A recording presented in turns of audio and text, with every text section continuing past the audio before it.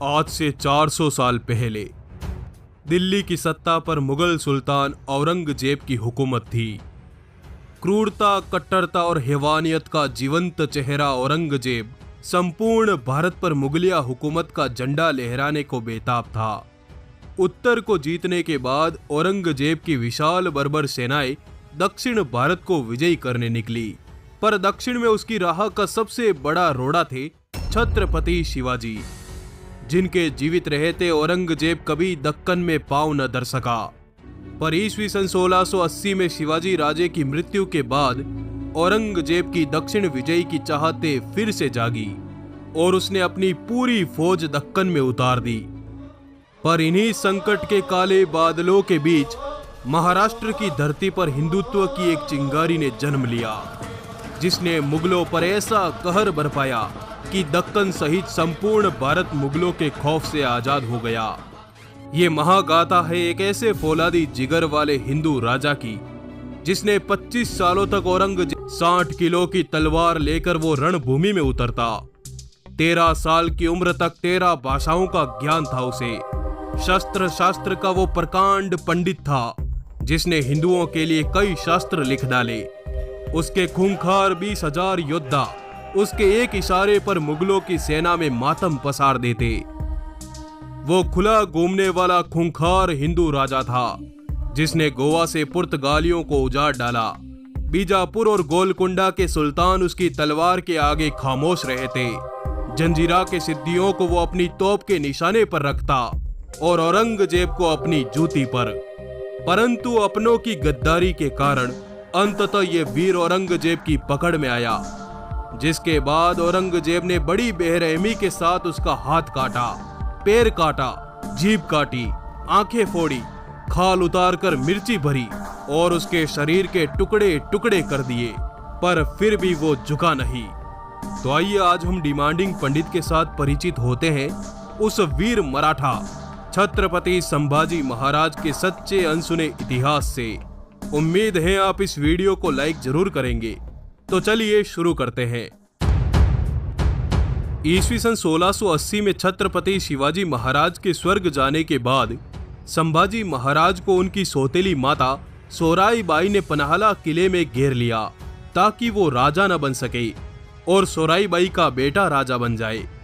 परंतु अपनी सौतेली मां के इस षड्यंत्र की भनक पड़ते ही शेर के उस शावक ने पन्हाला के कैद खाने की दीवारों को फांदकर पन्हाला गढ़ पर अधिकार जमा लिया और स्वराज के गद्दारों के मस्तक उतारने की सौगंध खाते हुए शंभू राजे ने राजधानी रायगढ़ की तरफ कूच कर दिया। भोर के पहले पहर में यम गर्जना करता हुआ संभाजी का सैलाब राजधानी रायगढ़ में उतरा और हुकूमत पर अपनी विजय का भगवा तान दिया और 20 जुलाई सन 1680 को पूरे वैदिक मंत्रों के साथ हिंदू हृदय सम्राट छत्रपति संभाजी महाराज राजगद्दी पर बैठे।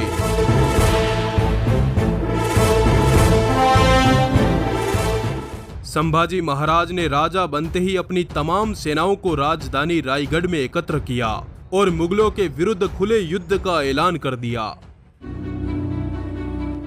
ईस्वी सन 1681 की मध्य रात्रि को संभाजी महाराज ने अपनी तमाम सेनाओं के साथ बुरहानपुर पर धावा बोल दिया, क्योंकि बुरहानपुर वो शहर था जो औरंगजेब की दूसरी राजधानी था।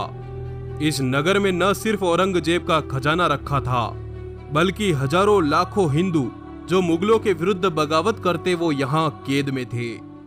रात्रि के घोर सन्नाटे में मराठों ने इस इलाके पर सामूहिक रूप से भयंकर धावा बोला। संभाजी महाराज के नेतृत्व में मराठों ने यहाँ पर तैनात मुगलों को काटकर पूरे नगर पर कब्जा कर लिया। शंभू राजे ने इस किले से औरंगजेब का खजाना लूटकर पूरे किले को धराशायी कर दिया। मराठों ने जाते जाते इस पूरे के पूरे नगर को तबाह कर डाला। मराठों के इस पराक्रम से औरंगजेब गुस्से से तनतना उठा और उसने अपने सबसे बेहतरीन सेनापति हुसैन कुली खां को एक बड़े लश्कर के साथ मराठों की धरती पर उतारा।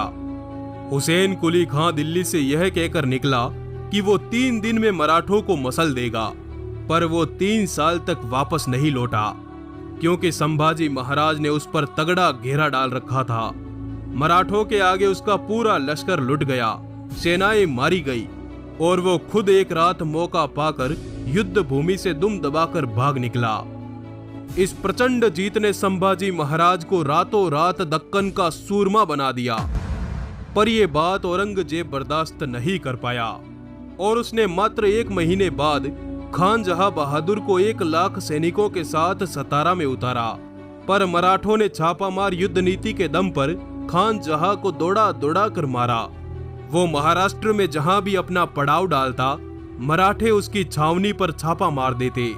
अंततः वो भी लुट पिट कर पुनः दिल्ली भाग गया। औरंगजेब इसी तरह अगले 2 सालों तक 15 से अधिक बार अपने विशाल बर्बर सेनाओं को महाराष्ट्र में भेजता रहा। पर संभाजी महाराज हर बार कभी जंगलों से तो कभी पर्वतों से निकलकर औरंगजेब की सेनाओं को गाजर मूली की तरह काट डालते। जब सारे प्रयास विफल हो गए तो औरंगजेब स्वयं अपने सभी सेनापतियों के साथ महाराष्ट्र आ धमका। 9 लाख का विशाल लश्कर, 15 मनसबदारों की बड़ी सेनाओं के साथ औरंगजेब ने औरंगाबाद में अपना डेरा जमाया। औरंगजेब ने आते ही मराठों पर हमले और तेज कर दिए। ईस्वी सन 1682 में औरंगजेब की बर्बर सेनाओं ने रामशेज के किले को घेर लिया। संभाजी महाराज किले के अंदर थे। 5 महीनों तक दोनों सेनाओं के मध्य भयंकर युद्ध चलता रहा। पर ऊंचे किले तक औरंगजेब की न तो पहुंच सकी न ही तलवार, और अंततः वो थक हार कर वापस लौट गया। अपने किले पर हमले से नाराज संभाजी महाराज ने औरंगाबाद की मुगल छावनी पर छापे मारने शुरू कर दिए। पर ईस्वी सन 1684 को भयभीत औरंगजेब ने संभाजी को सबक सिखाने की ठानी और उसने अपनी सेना को उठाया और सीधे मराठों की राजधानी रायगढ़ पर चढ़ाई कर दी। इस समय दक्कनी रियासतों के 2 मुस्लिम सुल्तान आदिल शाह और कुतुब शाह ने भी अपनी सेनाओं के साथ काफिरों को मिटाने के उद्देश्य से इस किले पर हमला बोल दिया। अब संभाजी महाराज चारों तरफ से शत्रुओं से गिर चुके थे। उन्होंने मराठों को किले पर फैला दिया और रायगढ़ की प्राचीर से मुगलों पर तोप, तीर और भालों की बरसात कर दी। इस हमले ने मुगल सेनाओं को तीतर बीतर कर दिया। अपनी सेनाओं को भागते देख औरंगजेब भी मुंह छुपाता हुआ भाग निकला। इस घटना ने पूरे भारत में औरंगजेब की इज्जत उतार दी। पर फिर भी औरंगजेब रुका नहीं। उसने मैसूर के राजा, जंजीरा के सिद्दी और गोवा के पुर्तगालियों को अपने साथ मिलाकर मराठों को घेरने की योजना बनाई। पर संभाजी महाराज को इस बात की भनक लगते ही उन्होंने गोवा पर धावा बोल दिया। गुस्से से लबरेज मराठे नंगी तलवारों के साथ गोवा की धरती पर उतरे और एक एक कर गोवा के किलों पर भगवी ध्वजा चढ़ाना आरंभ कर दिया। संभाजी महाराज ने गोरों की चमड़ी उधेड़ दी। बॉम चर्च के बाहर खड़े संभाजी महाराज ने जैसे ही अंग्रेजों के विरुद्ध महादेव का युद्ध घोष किया कि तभी पुर्तगाली सेनापति फ्रांसिस्को गिड़गिड़ाता हुआ शंभू राजे के कदमों में बैठ गया और औरंगजेब से दूर रहने का वचन दिया। इधर औरंगजेब पागलों की तरह 9 सालों तक संभाजी महाराज के पीछे घूमता रहा। पर संभाजी महाराज एक काल की भांति उसकी सत्ता पर मंडराते रहे। अतः जब औरंगजेब खुले मैदान में संभाजी महाराज से नहीं लड़ पाया तो उसने संभाजी महाराज के घर के भेदी का पता लगाया, जिसमें संभाजी महाराज के साले गणोजी शिर्के का साथ औरंगजेब को मिला। गणोजी ने संभाजी महाराज के पल पल की खबर औरंगजेब तक पहुंचानी शुरू कर दी। ईस्वी सन 1689 को संभाजी महाराज संगमेश्वर में थे।